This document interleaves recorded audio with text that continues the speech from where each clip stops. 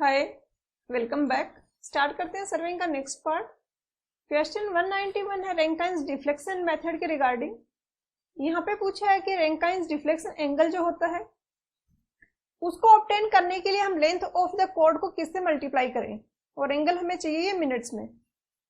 ये मेथड होता है कर्व को सेट करने के लिए, सिंपल सर्कुलर कर्व को ग्राउंड में सेट करने के लिए हमें ग्राउंड में ये पॉइंट्स चाहिए। तो इसके लिए हम क्या करते हैं, इन पॉइंट्स को एक स्ट्रेट लाइन से कनेक्ट करते हैं जिसको हम कॉर्ड बोलते हैं। उसकी लेंथ हम फिक्स रखते हैं और उसका डिफ्लेक्शन एंगल हम मेजर कर लेते हैं। इस डायग्राम से की हेल्प से हम उसको कैलकुलेट कर लेंगे। तो उस डिफ्लेक्शन एंगल की वजह से हमें डायरेक्शन मिल गई, लेंथ हमारे पास है, तो हम उन पॉइंट्स को प्लॉट कर सकते हैं। जैसे कि यहाँ पे डिफरेंट कॉर्ड्स हैं T1 A B B C। तो A पॉइंट को प्लॉट करने के लिए इसका टेंजेंट से ये कॉर्ड कितना एंगल बना रहा है जिसको बोला जाता है एंगल ऑफ डिफ्लेक्शन, ये हम कैलकुलेट करेंगे। उसके बाद इस डायरेक्शन में हम थ्रोटलाइट को सेट करेंगे और जो फिक्स ये कॉर्ड की जो लेंथ है उतने डिस्टेंस में हम पॉइंट ए मार्क कर देंगे। इसी तरीके से आगे के पॉइंट्स को मार्क करेंगे। अभी हमसे सिर्फ इतना पूछा है कि ये जो एंगल होता है Δ1, ये हम कैसे ऑब्टेन कर सकते हैं। तो इस मेथड में एक सिंपल सा एक प्रिंसिपल है जो कि हम यूज करते हैं कि टेंजेंट के साथ अगर ये एंगल Δ1 बना रहा है, ये कोई कॉर्ड है, अगर ये टेंजेंट के साथ एंगल Δ1 बना रही है तो ये सेंटर पे जो एंगल बनाएगी वो 2Δ1 होगा।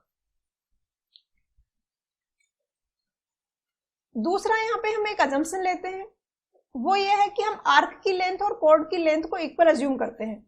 जैसा कि आप देख भी रहे हो, आर्क है ये कुछ ऐसे है और कॉर्ड है वो स्ट्रेट लाइन है, तो स्मॉल लेंथ के लिए कुछ ज्यादा डिफरेंस नहीं होगा कॉर्ड और आर्क की लेंथ में। तो हम इक्वेशन लिखते हैं डेल्टा के लिए। Δ1 कैलकुलेट करते हैं सबसे पहले। अगर सेंटर पे 2Δ1 का एंगल बन रहा है उस केस में हमें कॉर्ड की लेंथ चाहिए जिसको हम अज्यूम करें आर्क की लेंथ के इक्वल। अगर सेंटर पे 360 डिग्री का एंगल बन रहा हो उस केस में आर्क की लेंथ होगी वो 2πr होगी, होल सर्किल की पेरिफेरी होगी। अगर 1 डिग्री है तो 2πr/360 और 2Δ1 का एंगल सेंटर पे बन रहा है तो उस केस में आर्क की लेंथ होगी वो ये होगी, और ये इक्वल होता है C के। C यहाँ पे लेंथ ऑफ कॉर्ड है, ये जो कॉर्ड्स हैं सारी इनको मैं इक्वल अज्यूम कर रही हूँ और इसकी जो लेंथ है वो C है।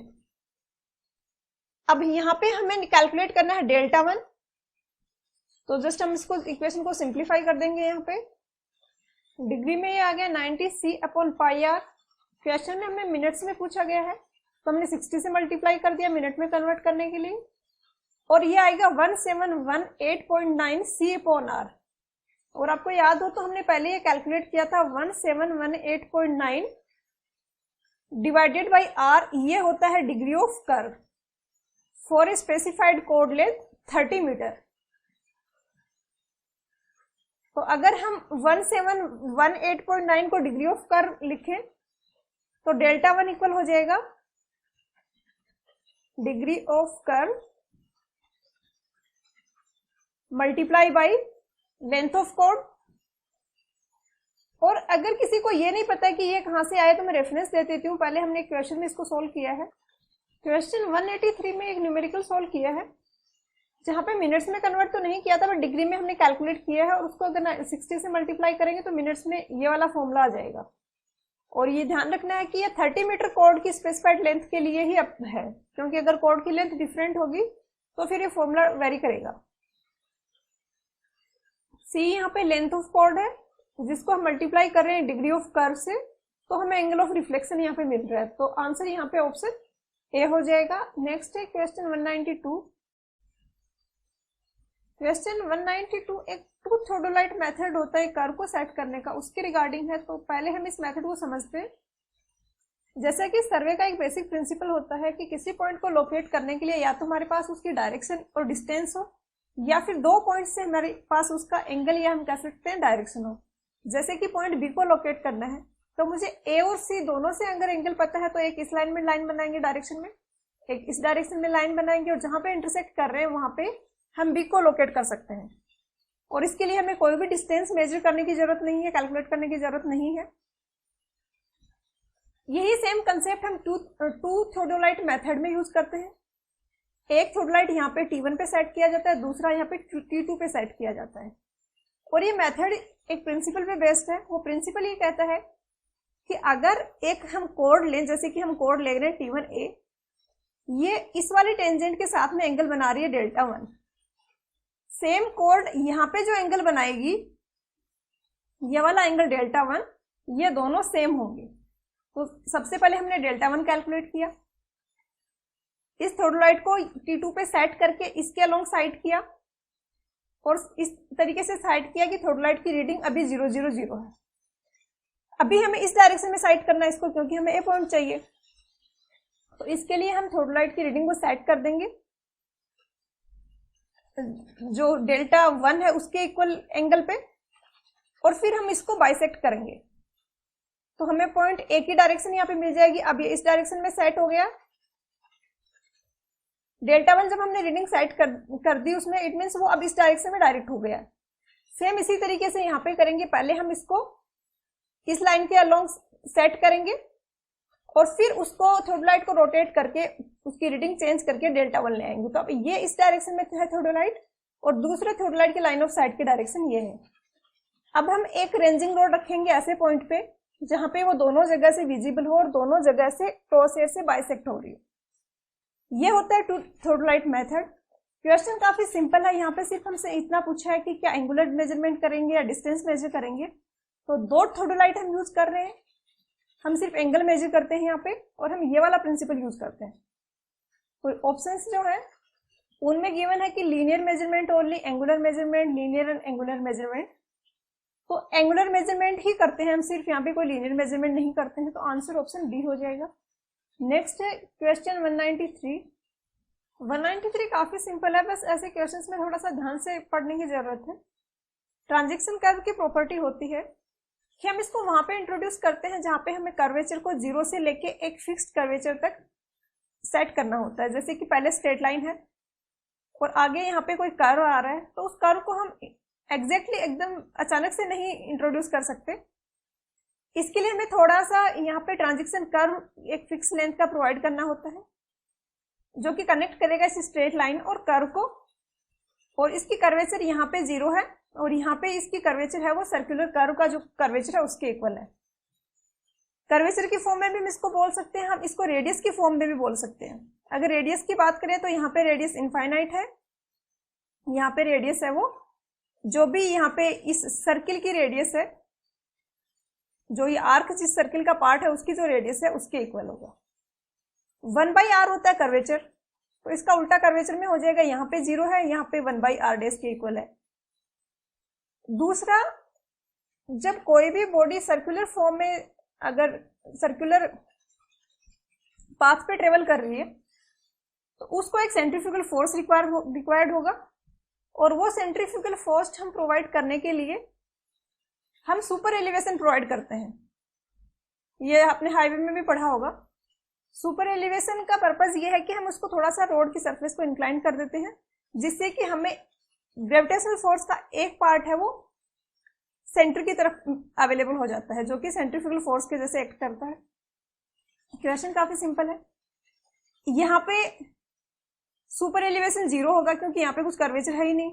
जब सेंट्रीफ्यूगल फोर्स तब रिक्वायर्ड होगा जब सर्कुलर या ऐसा कर्व्ड होगा, और यहाँ पे सेंट्रीफ्यूगल फोर्स है मैक्सिमम, तो यहाँ पे सुपर एलिवेशन होगा वो मैक्सिमम होगा। और ये भी एक ट्रांजैक्शन कर्व का रीजन है कि हमें सुपर एलिवेशन प्रोवाइड करना है। और जैसे कि रोड सरफेस की एक एज को अगर हमें उठाना है थोड़ा सा, तो हम एकदम से नहीं कर सकते कि फ्लैट रोड है और एकदम से आपने राइज कर दिया, एक जो रोड है उसके एक साइड के एजेस को एकदम से राइज कर दिया, ऐसा पॉसिबल नहीं हो पाता। तो कुछ लेंथ में हम उसको ग्रेजुअली इंट्रोड्यूस करवाते हैं ताकि कंफर्ट रहे। अब देखते हैं ऑप्शंस। ये बोल रहा है ग्रेजुअली डिक्रीज ऑफ कर्वेचर, तो कर्वेचर तो इंक्रीज हो रहा है, यहाँ पे 0 था, यहाँ 1/r डैश है, तो ये गलत हो गया। अगर यहाँ पे रेडियस होता तो ये सही हो सकता था। बी में है gradual increase of super elevation from 0, यहाँ पे 0 होगा सुपर एलिवेशन क्योंकि यहाँ पे कर्व नहीं है, और यहाँ पे एक fixed amount of super elevation required होगा जो कि वो मैक्सिमम होगा। तो जंक्शन जो है, जंक्शन इसको बोला है जहाँ पे ये ट्रांजिशन कर्व है और ये सर्कुलर कर्व है, तो ये वाला पॉइंट है, ये जंक्शन है। तो बी है वो सही हो गया। सी में बोला ग्रेजुअल चेंज ऑफ ग्रेडियंट। ये टर्म हम यूज करते हैं जब वर्टिकल कर्व के रिगार्डिंग हम डिस्कस करते हैं। ग्रेडियंट जो होता है किसी भी वर्टिकल कर्व का लॉन्गिट्यूडनल जो स्लोप है उसको बोला जाता है ग्रेडियंट। कोई भी कर्व्ड सरफेस है या कोई इंक्लाइन सरफेस है, उसका जो लॉन्गिट्यूडनल जो स्लोप होगा हॉरिजॉन्टल के साथ में, उसको ग्रेडियंट बोला जाता है। तो सी भी गलत हो गया, तो यहाँ पे आंसर है वो ऑप्शन बी हो जाएगा। नेक्स्ट है क्वेश्चन 194। क्वेश्चन 194 में पूछा है यहाँ पे कि रिक्वायर्ड सुपर एलिवेशन यहाँ पे कितना होगा। हमें गिवन है जी है वो दोनों रनिंग फेसेस के बीच की डिस्टेंस है, जैसे कि ये रेल है तो ये वाली डिस्टेंस है, ये जी है, दोनों पटरी हैं। दूसरा यहाँ पे आर है वो रेडियस ऑफ सर्कुलर कर्व है, जी ग्रेविटेशनल एक्सेलरेशन है और वी है वो स्पीड है। तो ये तो पहले भी आपने हाईवे में किया होगा। किसी भी बॉडी को सर्कुलर फॉर्म में मूव करवाने के लिए हमें सेंटर की तरफ एक सेंट्रीफ्यूगल फोर्स रिक्वायर्ड होता है, जिसको यहाँ पे रिप्रेजेंट किया गया है पी से। पी इक्वल होता है M V square by R, mechanics का फॉर्मूला है। एम को हम लिख सकते हैं W by G V square upon R. अब यहाँ पे जो थीटा है जो कि पी और डब्ल्यू का रिजल्टेंट बना रहे हैं, यहाँ पे ये वाला एंगल है थीटा, तो टेन थीटा इक्वल होगा पी अपॉन डब्ल्यू के। तो हम कह सकते हैं कि tan theta will be equal to W, P upon W is equal to V square upon G R. इतना हमें स्लोप चाहिए और ये थीटा किसके इक्वल होगा, ये थीटा इसके इक्वल होगा जो कि हमने सरफेस पे स्लोप दिया है। अब यहाँ पे जस्ट हमें ई निकालना है, ये वाली लेंथ है, ये जी है, तो V square upon G R जो थीटा है उसको हम इक्वेट कर देंगे इस नीचे वाले ट्राइंगल से। जो थीटा निकालेंगे वो हो जाएगा ई अपॉन जी, तो ई इक्वल आ जाएगा G V square upon G R, जो कि देखते हैं हम ऑप्शंस में यहाँ पे अवेलेबल है ऑप्शन डी में, तो आंसर है वो ऑप्शन डी हो जाएगा। नेक्स्ट है क्वेश्चन 195। क्वेश्चन 195 में हमें लेंथ ऑफ ट्रांजैक्शन कर्व का रेशियो पूछा गया है। एक लेंथ ऑफ ट्रांजैक्शन कर्व है रोड के लिए और दूसरा है रेलवे के लिए। यहाँ पे अल्फा की वैल्यू दोनों के लिए सेम है। रेडियल एक्सीलरेशन जो होता है, gain of radial acceleration 0.3 metre per second cube, और जो रेडियस है वो सेम है दोनों कर्व के लिए। तो ये कंसेप्ट पे बेस्ड है कि सेंट्रीफ्यूगल रेशियो जो हमने पहले पढ़ा था, ये V square upon G R होता है।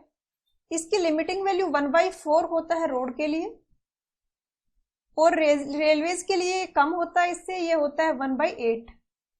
तो पूरा क्वेश्चन है वो इसी कंसेप्ट पे बेस्ड है। पहले हम लेंथ ऑफ कर्व यहाँ पे कैलकुलेट करेंगे। V square upon G R होता है सेंट्रीफ्यूगल रेशियो। यहाँ पे जी ग्रेविटेशनल एक्सेलरेशन कांस्टेंट है, आर हमें गिवन है कि दोनों केसेस में कांस्टेंट है, सेम है दोनों केसेस में। तो वी प्रोपोर्शनल होगा सेंट्रीफ्यूगल रेशियो के स्क्वायर रूट के। अब हमें length of transaction curve calculate करना है। हमें पता है कि रेट ऑफ रेडियल एक्सेलरेशन जो गेन करने की रेट है वो अल्फा है, तो टी यहाँ पे हो जाएगा V square R upon alpha. एक सेकंड में अल्फा रेडियल एक्सेलरेशन गेन कर रहे हैं, और v वेलोसिटी से अगर कोई बॉडी ट्रेवल कर रही है तो उसको रेडियल एक्सेलरेशन होगा रिक्वायर्ड, वो वी स्क्वायर बाई आर होगा। तो वी स्क्वायर बाई आर में हमने अल्फा से डिवाइड कर दिया, तो टाइम निकल जाएगा कितना टाइम लगेगा ये गेन करने में, वी स्क्वायर बाई आर जितना radial acceleration. Length of transaction curve होगा वेलोसिटी इंटू टाइम। टाइम की जगह हमने ऊपर वाले इक्वेशन से वैल्यू पुट कर दी, V square upon R into alpha. तो L इक्वल आ गया V cube upon R alpha के। हमें पता है कि R भी कांस्टेंट है और एल्फा भी कांस्टेंट है, दोनों क्वेश्चन में गिवन है। तो हम कह सकते हैं कि L प्रोपोर्शनल होगा वी क्यूब के, बट वेलोसिटी का हमें कुछ भी नहीं गिवन है क्वेश्चन में। तो हमें सेंट्रीफ्यूगल रेशियो के बारे में ये इन्फॉर्मेशन पता है, तो हम इसको सेंट्रीफ्यूगल रेशियो के फॉर्म में लिखेंगे। तो V की जगह CR का रूट लिखेंगे, तो ये CR रेज़्ड टू 3/2 हो जाएगा। अब हमारे पास एक इक्वेशन आ गई कि L प्रोपोर्शनल है वो सेंट्रीफ्यूगल रेशियो के 3/2 रेज टू पावर के प्रोपोर्शनल है। L रोड के लिए जो होगा डिवाइडेड बाय L रेलवे, इसका ही हमसे रेशियो पूछा गया है। फर्स्ट वाले के केस में सेंट्रीफ्यूगल रेशियो है 1/4,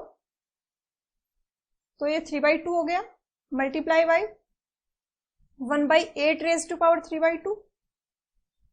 इसको सोल्व करेंगे तो ये आ जाएगा 1/4 raise to power 3/2 into 8 raise to power 3/2, ये आ जाएगा 2 रेज टू पावर 3/2, जिसको हम लिख सकते हैं 2√2।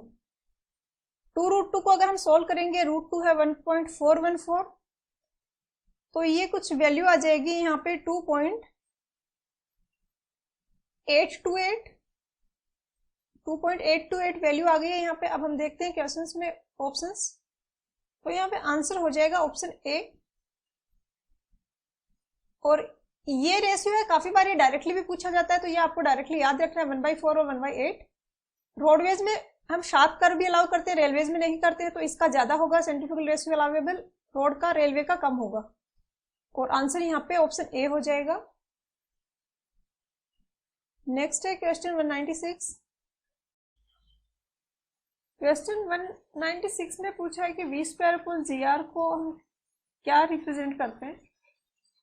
तो कोई भी बॉडी जो कि सर्कुलर मोशन कर रही है उसको एक सेंट्रीफ्यूगल फोर्स रिक्वायर्ड होगा और उसकी वैल्यू होती है mv²/r। अगर m को हम w/g से रिप्लेस करें तो ये इक्वेशन आएगी। अब p/w का जो रेशियो होता है इसको बोला जाता है सेंट्रीफ्यूगल रेशियो, या हम कह सकते हैं जो सेंट्रीफ्यूगल फोर्स है उसका वेट के साथ में जो रेशियो है उसको बोला जाता है सेंट्रीफ्यूगल रेशियो, और ये इक्वल होता है v²/gr के। तो यही हमसे क्वेश्चन में पूछा है, तो यहाँ पे आंसर है वो ऑप्शन डी हो जाएगा। नेक्स्ट है क्वेश्चन 197। क्वेश्चन 197 में है कि आइडियल ट्रांजिशन कर्व कौन सा होता है। तो आइडियल ट्रांजिशन कर्व को क्लोथर्ड या इसको स्पाइरल भी बोला जाता है, ग्लोवर्स स्पाइरल, ये एग्जैक्टली नाम ग्लोवर्स स्पाइरल। तो आंसर तो ऑप्शन सी होगा। आइडियल ट्रांजिशन कर्व की रिक्वायरमेंट ये है कि इसमें जो रेडियस चेंज हो रही है वो लीनियरली वेरी करेगी। जैसे कि ये ट्रांजिशन कर्व का स्टार्ट पॉइंट है और ये जंक्शन है ट्रांजिशन कर्व और सर्कुलर कर्व का। यहाँ पे रेडियस इनफाइनाइट है और यहाँ पे रेडियस आर के इक्वल है। आर है वो सर्कुलर कर्व जो है उसकी रेडियस है। तो इनफाइनाइट से आर तक जो वेरिएशन हो रहा है वो लीनियरली हो, या हम ऐसे कह सकते हैं लेंथ के इनवर्सली प्रोपोर्शनल हो रेडियस, जो किसी भी पॉइंट पे, जैसे यहाँ पे रेडियस डिफरेंट होगी, यहाँ पे डिफरेंट होगी। तो जैसे कि ये वाला पॉइंट है तो इसकी जो लेंथ है ट्रांजिशन कर्व की वो ये होगी, और फॉर एग्जांपल यहाँ पे रेडियस है वो आर डेस है। तो एल और आर डेस एक दूसरे के इनवर्सली प्रोपोर्शनल हो, ये बेसिक रिक्वायरमेंट होती है आइडियल ट्रांजिशन कर्व की। तो काफी बार इस पे भी क्वेश्चन फ्रेम किया जाता है कि है क्या आइडियल ट्रांजिशन कर्व। तो यहाँ पे तो ऑप्शन सी हो जाएगा आंसर। नेक्स्ट है क्वेश्चन 198। क्वेश्चन 192 में पूछा गया कि शिफ्ट ऑफ कर्व क्या होता है। तो इसका फॉर्मूला आपको डायरेक्टली याद रखना पड़ेगा, ये L² डिवाइडेड बाय 24R होता है। और ये क्वेश्चन इसी टाइप से पूछा जाता है, तो ज्यादा इनडेप्थ नॉलेज की जरूरत नहीं है, बट फिर भी आपको शिफ्ट है क्या एग्जैक्टली इतना तो पता होना चाहिए। जैसे कि यहाँ पे जो ये कर्व मैंने मार्क किया हुआ है ये एग्जैक्टली सिंपल सर्कुलर कर्व था, हमें इसके दोनों एंड्स पे ट्रांजिशन कर्व प्रोवाइड करना है। तो उस केस में इस मेन सर्कुलर कर्व में हमारे ट्रांजिशन कर्व भी फिट हो पाए, इसलिए हम थोड़ा सा यहाँ पे इसको शिफ्ट कर देते हैं। एग्जैक्टली तो हमारा सर्कुलर कर्व ऐसा था, बट हमने इसको थोड़ा सा शिफ्ट करके इस तरीके से बना दिया। तो कितना हमने शिफ्ट किया, S, ये होता है शिफ्ट, जिसका फॉर्मूला है L²/24R। और अब जो कर्व बन रहा है इसमें यहां से लेके D तक ये पहला वाला ट्रांजिशन कर्व है, ये सर्कुलर कर्व का पार्ट है, और आगे D डैश से लेके जो T डैश तक है वो लास्ट वाला ट्रांजिशन कर्व है। जब स्टार्टिंग में ट्रांजिशन कर्व देंगे तो ऑब्वियसली लास्ट में भी दिया जाएगा, क्योंकि आगे फिर से हमें स्ट्रेट रोड से कनेक्ट करना है इसको। तो ये होता है शिफ्ट, और इसका फॉर्मूला ये आपने याद रखना है। आंसर हो जाएगा ऑप्शन सी। नेक्स्ट है क्वेश्चन 199। क्वेश्चन 199 में पूछा है कि जो टेंजेंट से परपेंडिकुलर ऑफसेट होगा उस पॉइंट पे जहां पे ट्रांजैक्शन कर्व और सर्कुलर कर्व मीट कर रहे हैं, दोनों जो जंक्शन है, उसका परपेंडिकुलर ऑफसेट होगा वो कितना होगा। तो जैसे कि ये ट्रांजैक्शन कर्व है, यहां से लेके डी तक, टी से लेके डी तक जो है वो ट्रांजैक्शन कर्व है, डी पे सर्कुलर कर्व स्टार्ट हो रहा है, तो जंक्शन वाला पॉइंट हो जाएगा डी। और ये टेंजेंट है, जो ऑफसेट हम लेते हैं टेंजेंट से लिया जाता है। जैसे कि ये पॉइंट है, इस पे मुझे ऑफसेट लेना है, मतलब मुझे ये वाले डायमेंशन चाहिए। और जैसे कि आप डायग्राम में देख पा रहे हैं, सबसे बड़ा जो ऑफसेट होगा वो जंक्शन पॉइंट पे होगा। और ये ऑफसेट कैलकुलेट करने का एक फॉर्मूला होता है, y is equal to L3/6RL। L यहाँ पे उस पॉइंट की लेंथ है ट्रांजैक्शन कर्व के अलोंग, जिसपे हम ऑफसेट कैलकुलेट कर रहे हैं। जैसे कि इस वाले पॉइंट पे मुझे ऑफसेट चाहिए, ये वाला ऑफसेट, तो इसके लिए L जो है वो लेंथ होगी T1 से लेके इस वाले पॉइंट तक। हमें ऑफसेट चाहिए जंक्शन वाले पॉइंट तक। जंक्शन वाले पॉइंट के लिए L की वैल्यू हो जाएगी कैपिटल L। कैपिटल L यहाँ पे ट्रांजैक्शन कर्व की लेंथ है।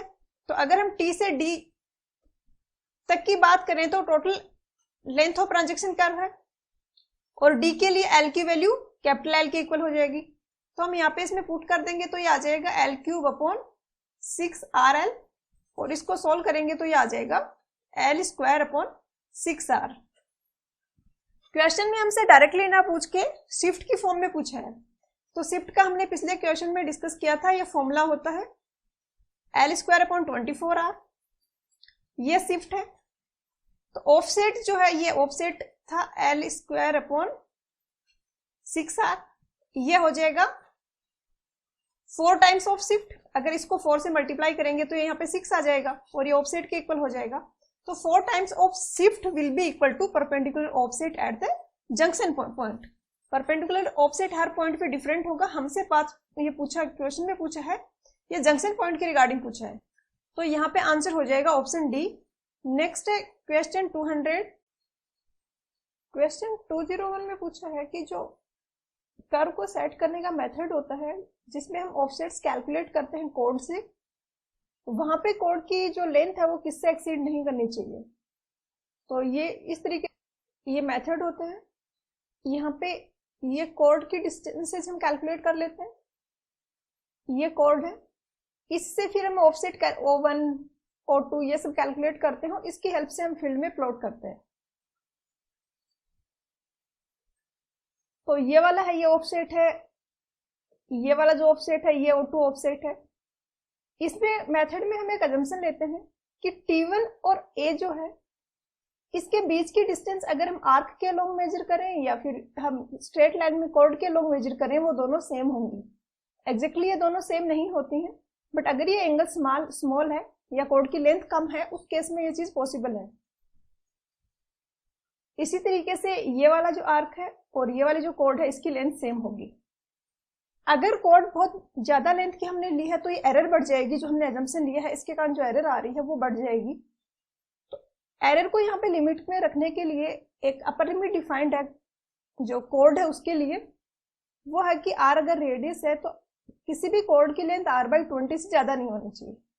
ये जो कोड है या ये जो कोड है, ये सारी कोड इनमें किसी की भी लेंथ r/20 से ज्यादा नहीं होनी चाहिए, क्योंकि अगर ज्यादा हुई तो ये जो हम अजम्पशन दे रहे हैं ये एक्यूरेट नहीं होगा, इसके कारण एरर ज्यादा आएगी। तो यहाँ पे आंसर ऑप्शन सी हो जाएगा r/20। और ये इस टाइप के क्वेश्चंस दिखने में सिंपल लगते हैं, बट याद रखना काफी डिफिकल्ट होता है, आपको बार बार रिवाइज करना पड़ेगा, अदरवाइज ये वैल्यूज याद रखना काफी डिफिकल्ट होता है। 202 भी 201 था वैसा ही है, बस यहाँ पे वैल्यू पूछ रही है, वहां पे जस्ट फॉर्मूला पूछा था। फॉर्मूला था r/20 से एक्सीड नहीं होना चाहिए कोड की लेंथ, वही चीज यहाँ पे बोली है। यहाँ पे इसने मैक्सिमम लेंथ ऑफ कोड पूछ लिया है। r यहाँ पे 600 गिवन है, तो मैक्सिमम कोड की लेंथ हम ले सकते हैं वो 600/20 30 मीटर ले सकते हैं, इससे ज्यादा लेंथ की कोड नहीं होनी चाहिए। तो आंसर यहाँ पे ऑप्शन ए हो जाएगा। नेक्स्ट है क्वेश्चन 203। क्वेश्चन 203 में यहाँ पे हमसे एक एंगल पूछा है और एक हमें डिफ्लेक्शन एंगल यहाँ पे गिवन है कि डेल्टा है। सिंपल सर्कुलर कर्व का क्वेश्चन है। डिफ्लेक्शन एंगल अगर डेल्टा है तो टेंजेंट है वो लॉन्ग के कोड के साथ कितना डिग्री का एंगल बनाएगी। तो काफी इजी है, फिगर की हेल्प से समझते हैं। यहाँ पे हमें डिफ्लेक्शन एंगल मतलब ये वाला एंगल गिवन है डेल्टा, और हमसे ये वाला एंगल पूछा गया है। यहाँ पे हम अभी के लिए थीटा लिखते हैं इसको। ये वाली लाइन है बाइसेक्टर है, तो इसके अबाउट जो डायग्राम है ये सिमेट्रिक होगा। VT1 और VT2 दोनों टेंजेंट है, तो इनकी लेंथ दोनों की इक्वल होगी। लेंथ अगर इक्वल होगी तो ये दोनों एंगल भी सेम होंगे। तो अगर ये थीटा है तो ये वाला एंगल भी थीटा होगा। अब अगर ये एंगल डेल्टा है तो ये वाला एंगल होगा पाई माइनस डेल्टा। और जब ये ट्राइंगल हम देखें VT1 T2, इस ट्राइंगल में तीनों एंगल्स के इंटीरियर एंगल्स का सम है वो 180 होगा। तो हम ये इक्वेशन लिखते हैं पाई माइनस डेल्टा, ये वाला एंगल प्लस ये वाला एंगल प्लस ये वाला angle, this should be equal to pi. Pi से पाई कैंसिल हो गया, 2 theta is equal to delta आ गया और theta is equal to delta by 2 आ गया। और यही हमसे क्वेश्चन में पूछा है, तो यहाँ पे आंसर ऑप्शन सी हो जाएगा। नेक्स्ट है क्वेश्चन 204। क्वेश्चन 204 ऐसे क्वेश्चन हम पहले भी कर चुके हैं काफी। यहाँ पे गिवन है कि कोई सबकॉर्ड है जिसकी लेंथ एस है और आर उसकी रेडियस है। एंगल ऑफ डिफ्लेक्शन यहाँ पे टेंजेंट और सबकॉर्ड के बीच में मिनट्स में कितना होगा ये यहाँ पे पूछा गया है। यहाँ पे अगर फर्स्ट वाले कॉर्ड के लिए बात करें तो ये वाला एंगल पूछना है, मतलब सेकंड वाले कॉर्ड के लिए बात करें तो ये वाला एंगल हमसे पूछा गया डेल्टा 2। हम एक के लिए एक फॉर्मूला लिखेंगे।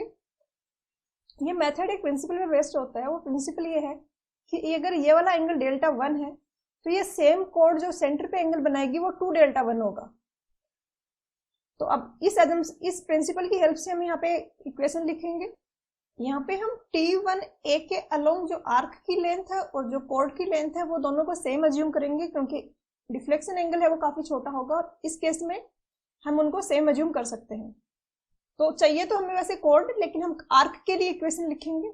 अगर सेंटर पे एंगल बन रहा है वो 360 डिग्री का होता तो आर्क की लेंथ होती है वो पूरा पेरिफेरी होती सर्किल की, जो कि 2 पाई आर होता। अगर 1 डिग्री होता तो 2 पाई आर अपॉन 360 होता। और अभी हमारा एंगल बन रहा है 2 डेल्टा 1 के लिए हमें निकालना है, तो 2 पाई आर इंटू अगर 2 डेल्टा 1 डिग्री एंगल है तो ये होगा। और ये अब इक्वल होना चाहिए कॉर्ड की लेंथ के, जो कि गिवन है हमें एस, सब कॉर्ड की लेंथ एस गिवन है हमें। अब हमें यहाँ पे डेल्टा 1 निकालना है, तो डेल्टा 1 हो जाएगा एस इंटू 360 अपॉन 2 पाई आर इंटू 2। ये अभी आया है एंगल डिग्री में, क्वेश्चन में हमने मिनट में पूछा गया तो इसको 60 से मल्टीप्लाई करेंगे। और इसको जब आप सोल्व करोगे, ये कैंसिल आउट हो गया, 90 आ गया। और इसको जब आप सोल्व करोगे तो ये आएगा 1718.9 एस अपॉन आर। जो कांस्टेंट वाली टाइम है वो ये आएगी, इंटू एस, कॉर्ड की लेंथ ऊपर थी और नीचे रेडियस था। तो ये फॉर्मूला बनेगा यहाँ पे और यही हमसे पूछा गया है। तो देखते हैं ऑप्शंस। तो यहाँ पे आंसर ऑप्शन ई हो जाएगा। ध्यान रखना एस ऊपर आ रहा था, रेडियस नीचे आ रहा था, ये आर नीचे आ रहा था यहाँ पे। नेक्स्ट क्वेश्चन 205 इसी पे बेस्ड न्यूमेरिकल है।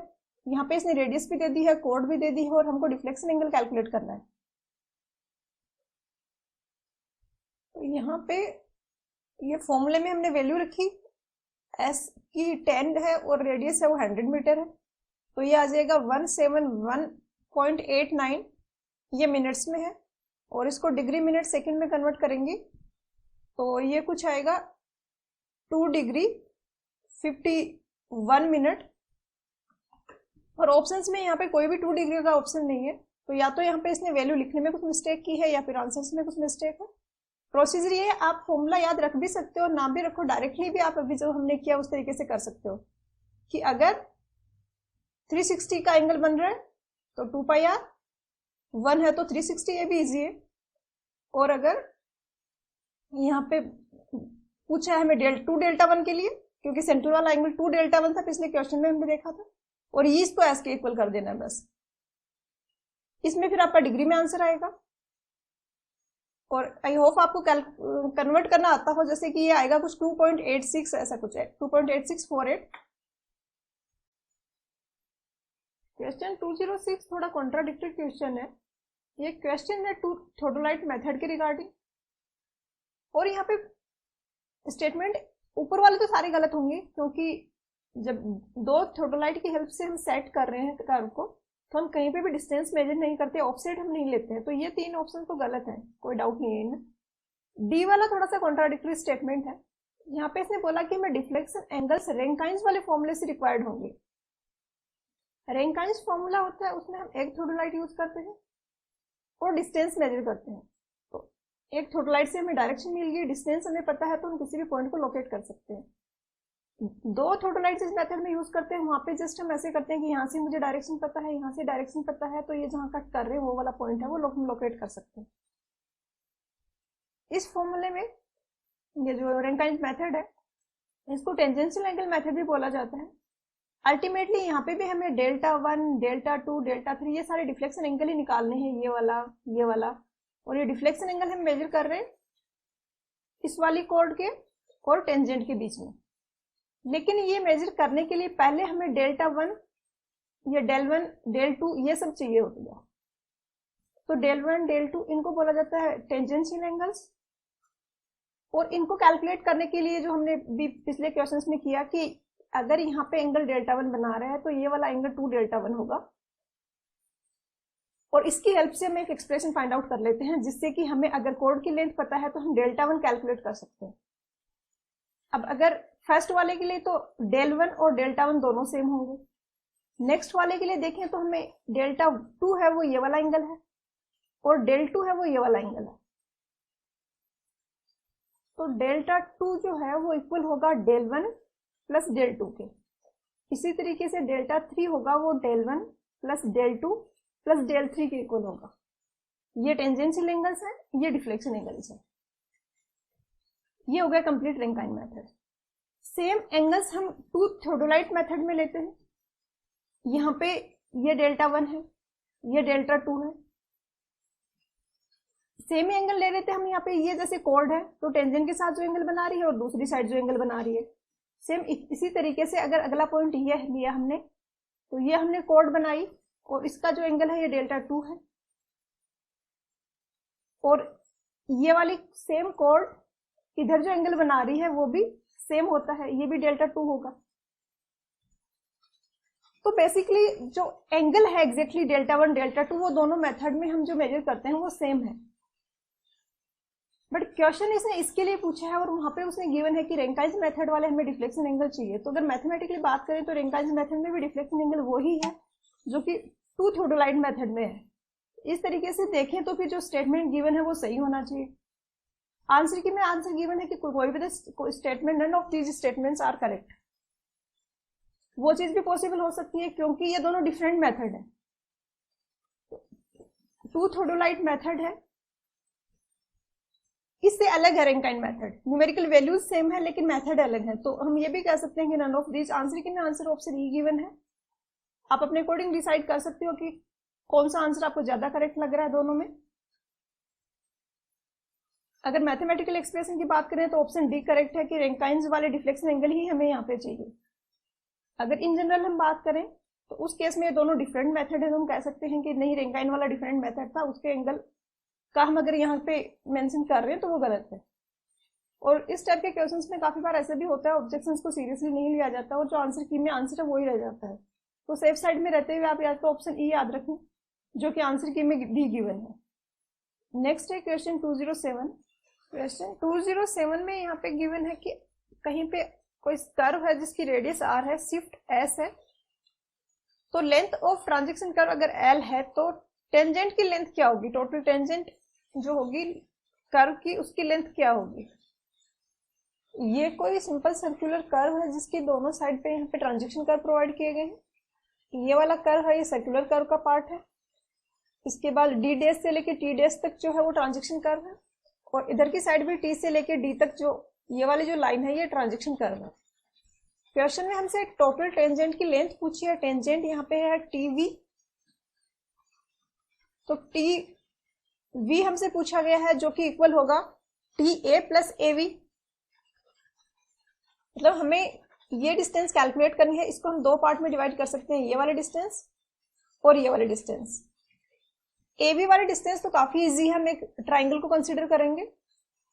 ये हमने जो यहाँ पे मैंने ब्लू कलर में जो ट्राइंगल शो किया, इसको हम कंसिडर करेंगे ए वी और ओ।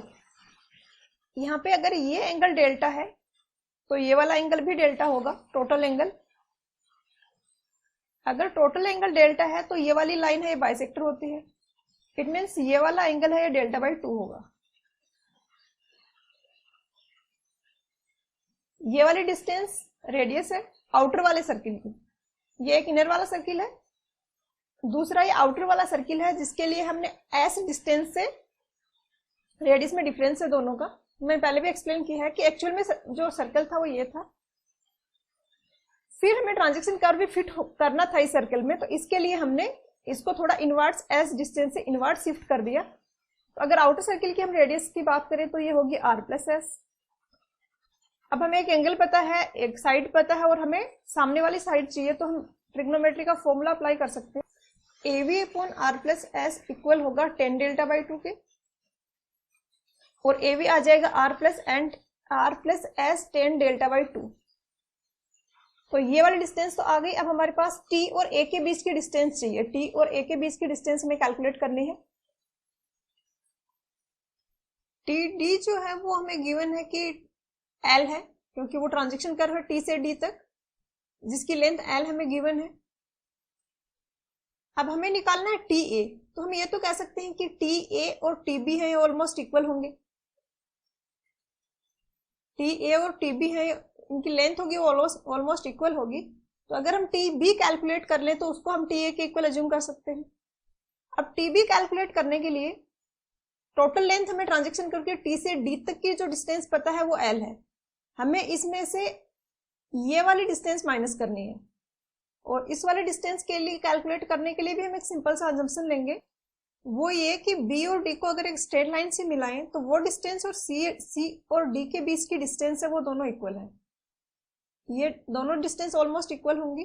बी डी हम कैलकुलेट कर सकते हैं आसानी से, क्योंकि ये जो ट्राइंगल है बी डी ओ, इसमें हमें ये डिस्टेंस पता है, एक रेडियस आर हमें पता है, और हमें ये भी पता है। तो हम अगर साइन डेल्टा एस की इक्वेशन लिखे यहाँ पे, तो साइन डेल्टा एस इक्वल होगा परपेंडिकुलर अपॉन ओडी जो कि आर है। तो बी डी हमारे पास आ गया आर साइन डेल्टा एस।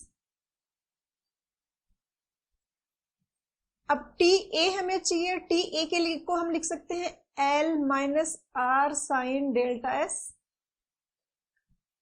अगर डेल्टा एस की वैल्यू बहुत छोटी है तो हम साइन डेल्टा एस को डेल्टा एस लिख सकते हैं। तो आर को मैंने साइन डेल्टा एस को यहां डेल्टा एस लिख दिया, और डेल्टा एस जो है ये इक्वल होगा, डेल्टा एस के लिए दो अलग से फॉर्मूले हैं, एक ये फॉर्मूला है, एक ये है, ये फाई यहाँ पे डेल्टा है। तो इनसे अगर हम फाई की वैल्यू कैलकुलेट करेंगे, जिसको हम डेल्टा भी बोल रहे हैं, तो वो आ जाएगा एल बाई 2r। तो ये जो सेंटर पे एंगल बन रहा है ट्रांजैक्शन करके, यहाँ पे सी से डी के बीच में जो ओ पे एंगल बन रहा है डेल्टा एस, उसकी वैल्यू होती है एल बाई 2r। आप इसको डायरेक्टली भी याद रख सकते हो, एक बार पूरा हो जाए मैं आपको शॉर्ट ट्रिक भी बता दूंगी इसके याद रखने की। तो डेल्टा एस की जगह हम लिख दें एल बाई 2r। अब यहाँ पे आर से आर कैंसिल हो गया, L minus L by 2, distance बची एल बाई 2, मतलब टी से ए के बीच की डिस्टेंस है वो एल बाई 2 है। आगे वाले distance R plus S 10 delta by 2 है। तो टोटल जो डिस्टेंस टेंजेंट की है जो हमसे पूछी गई है वो हो जाएगी L by 2 R plus S 10 delta by 2। तो ये तो आया हमारा final expression, but exam purpose के लिए आप इतना याद नहीं कर पाओगे, इतना डिराइव भी नहीं कर पाओगे वहां पे। तो ये तो आप इजीली डिराइव कर सकते हो ए वी, तो सिर्फ इस ट्रायंगल को कंसिडर करके ए वी आपने डायग्राम अगर माइंड में है तो डिराइव कर सकते हो। टी ए वाली जो डिस्टेंस है उसके लिए आप ये याद रख लो कि टोटल अगर एल है ट्रांजैक्शन कर्व की लेंथ, जो कि है टी से लेके डी तक, तो ये सी डी डिस्टेंस भी एल बाई 2 होगी और टी सी भी एल बाई 2 होगी। इतना अगर याद रख लोगे तो आपको पता है टी सी और टी ए को हम सेम अज्यूम कर रहे हैं, तो ये भी एल बाई 2 होगी। तो इसलिए आप फटाफट से ये इक्वेशन याद रख सकते हो। तो इतना डेप्थ में जाने की जरूरत नहीं है, आप रिकॉल नहीं कर पाओगे एग्जाम में।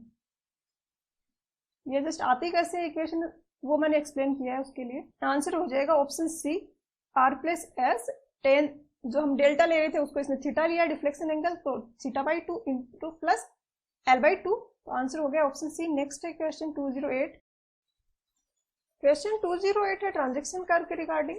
यहाँ पे हमें डायमेंशंस गिवन है, length of transaction curve given है, और जो सर्कुलर कर्व है उसकी रेडियस यहाँ पे गिवन है। हमसे पूछा कि मैक्सिमम परपेंडिकुलर ऑफसेट जो ट्रांजेक्शन कर्व के लिए है वो कितना होगा। इस डायग्राम पे यहाँ हमने ये जो टी डी जो कर्व है वो ट्रांजेक्शन कर्व है जो हाईलाइट किया हुआ है मैंने, और डी है वो जंक्शन पॉइंट है, डी के बाद सर्कुलर कर्व स्टार्ट हो रहा है। यहाँ पे हम किसी भी पॉइंट पे ऑफसेट ले सकते हैं, जो स्ट्रेट लाइन है नीचे जो कि ट्रांजेक्शन कर्व के स्टार्टिंग पॉइंट पे टेंजेंशियल लाइन हमने बनाई है, इससे हम किसी भी पॉइंट पे ऑफसेट ले सकते हैं। जैसे यहाँ पे ऑफसेट ले तो ये होगा, यहाँ पे अगर ऑफसेट लेना है तो ये होगा, और अब देखते हैं कि जैसे जैसे हम इधर की तरफ जा रहे हैं ऑफसेट की वैल्यू बढ़ती जा रही है। तो मैक्सिमम ऑफसेट हमसे क्वेश्चन में पूछा है जो कि होगा जो ट्रांजेक्शन जो जंक्शन है दोनों का, सर्कुलर कर्व और ट्रांजेक्शन कर्व का, वहां पे। और इसके लिए एक फॉर्मूला होता है जो ये ऑफसेट है इसके लिए, और ये काफी इंपॉर्टेंट है, काफी जगह और भी यूज होगा। ये फॉर्मूला आपने याद रखना है, v is equal to L cube upon 6rl। किसी भी पॉइंट पे हम ऑफसेट निकाल रहे हैं तो उस पॉइंट की l की यहाँ पे लेंथ होगी, कैपिटल L टोटल लेंथ है, r रेडियस है, स्मॉल l जो है ये, जैसे कि इस पॉइंट पे मुझे ऑफसेट चाहिए तो इस लाइन के इस कर्व के अलोंग जो लेंथ आ रही है वो होगी। तो अगर यहाँ पे मैं l की वैल्यू रखती हूँ इस वाले पॉइंट के लिए तो मुझे ये वाला ऑफसेट यहाँ पे मिल जाएगा। तो अगर मुझे इस वाले पॉइंट के लिए ऑफसेट चाहिए तो मुझे टी डी की वैल्यू यहाँ पे l की जगह रखनी पड़ेगी, जो कि टोटल ट्रांजेक्शन कर्व की लेंथ है, जो कि हमें पता है l होता है। तो हम यहाँ पे स्मॉल l को कैपिटल L से रिप्लेस कर रहे हैं, क्योंकि डी वाले पॉइंट के लिए स्मॉल l की वैल्यू है वो कैपिटल L के इक्वल होगी। तो l क्यूब अपॉन 6rl, ये हो जाएगा l square upon 6r। Question में हमें डेटा गिवन है, लेंथ ऑफ ट्रांजेक्शन कर्व 90 है और रेडियस है वो 500 है, तो जस्ट हमें यहाँ वैल्यू रख लेंगे 90 इंटू 90 इंटू 6 इंटू 500। इसको जब सोल्व करोगे तो ये आ जाएगा 2.7 मीटर। तो मैक्सिमम ऑफसेट होगा वो 2.7 मीटर होगा। ये इक्वेशन काफी जगह यूज होगी, ये अच्छे से आपको याद रखनी चाहिए ट्रांजेक्शन कर्व के रिगार्डिंग। तो यहाँ पे आंसर हो जाएगा ऑप्शन सी।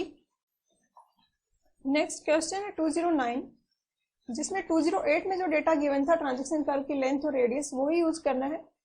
हमसे यहाँ पे पूछा गया है कि डिफ्लेक्शन एंगल जो कि जंक्शन पॉइंट पे होगा, जो मैक्सिमम डिफ्लेक्शन एंगल भी होगा वो कितना है।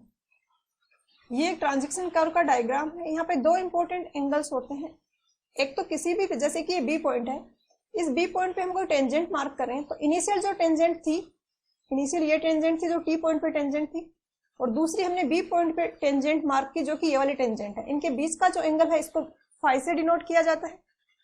दूसरा होता है angle of deflection. Deflection angle ये मेजर करता है कि अपने ओरिजिनल पाथ से कितना डिफ्लेक्ट हुआ है। टी से पहले इसका ये था ओरिजिनल पाथ स्ट्रेट लाइन में, अभी ये इस पॉइंट पे है तो अभी इसकी डायरेक्शन है वो ये है। तो इन दोनों के बीच का एंगल अगर हम ये अल्फा मेजर करें, ये अभी बी पे है, तो ये अल्फा जो होगा ये होता है एंगल ऑफ डिफ्लेक्शन। फाई और अल्फा में एक रिलेशन है जो कि आपने याद रखना है, सिंपल सा फॉर्मूला है, alpha will be equal to 5/3। Phi हम कैलकुलेट कर सकते हैं क्योंकि हमारे पास y की इक्वेशन है, जो कर्व है उसके लिए y की वैल्यू होगी वो होगी l क्यूब अपॉन 6rl। अगर हमें इस लाइन का स्लोप चाहिए तो हम इसको डिफरेंशिएट कर सकते हैं, तो dy/dl will be equal to 3l square upon 6rl। अगर फाई हम कैलकुलेट करना चाह रहे हैं जंक्शन पॉइंट के लिए, जंक्शन पॉइंट के लिए स्मॉल l की वैल्यू हो जाएगी कैपिटल L के इक्वल, क्योंकि स्मॉल l यहाँ पे जो है वो ट्रांजेक्शन कर्व के अलोंग लेंथ है। अगर बी पॉइंट की हम बात करें तो टी और बी के बीच में जो टी और बी के बीच की जो डिस्टेंस है कर्व के अलोंग, वो स्मॉल l होगी। तो स्मॉल l को हम डी पॉइंट के लिए कैपिटल L से रिप्लेस कर सकते हैं, तो ये 3l स्क्वायर अपॉन 6rl। इसको यहाँ पे सॉल्व करेंगे तो ये इक्वेशन आ जाएगी l square upon l upon 2r। Phi हमारे पास आ गया, अल्फा निकालना है जो इसका 1/3 होता है, तो 1/3। एल की वैल्यू यहाँ पे हमें गिवन है, जो क्वेश्चन में गिवन है, लेंथ ऑफ ट्रांजैक्शन कर्व,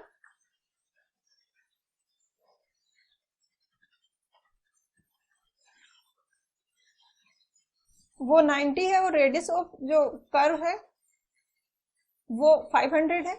ये आएगा रेडियन में, हमें इसको डिग्री में कन्वर्ट करना है क्योंकि आंसर से वो डिग्री में गिवन है, तो हम इसको पाई से डिवाइड कर देंगे और 180 से मल्टीप्लाई कर देंगे। इसको जब आप सोल्व करोगे तो आंसर आएगा 1 डिग्री 43 मिनट और 8 सेकेंड, जो कि यहाँ पे गिवन है ऑप्शन ए में, तो आंसर ऑप्शन ए हो जाएगा। बट इसका आंसर की में जो आंसर गिवन है वो ऑप्शन सी है, जो कि नहीं होगा, ये तो करेक्ट करना है आंसर की में। क्वेश्चन 210 में पूछा है कि कोई दो डिफरेंट ग्रेडियंट्स हैं, उनको ज्वाइन करने के लिए जो आइडियल वर्टिकल कर्व होगा वो क्या होगा। जैसे कि इनिशियली ये ग्रेडियंट था कुछ जीवन, जो कि कम था, यहाँ पे स्लोप, जो स्लोप है उसी को ग्रेडियंट बोला जाता है। इसके बाद दूसरी आगे जो है वो स्लोप इससे कुछ ज्यादा है, तो हम डायरेक्टली इनको कनेक्ट नहीं कर सकते, हमें बीच में एक वर्टिकल कर्व प्रोवाइड करना होगा जिसका इनिशियल पॉइंट पे स्लोप या ग्रेडियंट G1 होगा, लास्ट वाले पॉइंट पे ग्रेडियंट है वो G2 होगा, और इस G1 से G2 तक लीनियरली ये ग्रेडियंट वेरी करना चाहिए। तो इसके लिए आइडियल कर्व होता है, लीनियरली वेरी कराने के लिए वो होता है पैराबोलिक। जैसे कि ये पैराबोला की इक्वेशन है, ax² + b bx, इसका स्लोप जो होगा किसी पर्टिकुलर पॉइंट पे वो होगा 2ax। हम चाहते हैं कि स्लोप है वो वेरी तो कर रहा है बट वो लीनियरली वेरी करे, तो स्लोप का किस रेट से वेरी कर रहा है वो कैलकुलेट करने के लिए इसको डिफरेंशिएट करेंगे, तो ये आ जाएगा d2y/dx², जो कि इक्वल होगा 2a के। 2a कांस्टेंट आ रहा है, एक्स पे डिपेंड नहीं कर रहा, इट मींस स्लोप जिस रेट से चेंज हो रहा है वो रेट कांस्टेंट है, और यहाँ पे आंसर हो जाएगा वो ऑप्शन बी हो जाएगा पैराबोलिक। तो आज के लेक्चर वीडियो में इतना ही, मिलते हैं नेक्स्ट वीडियो में।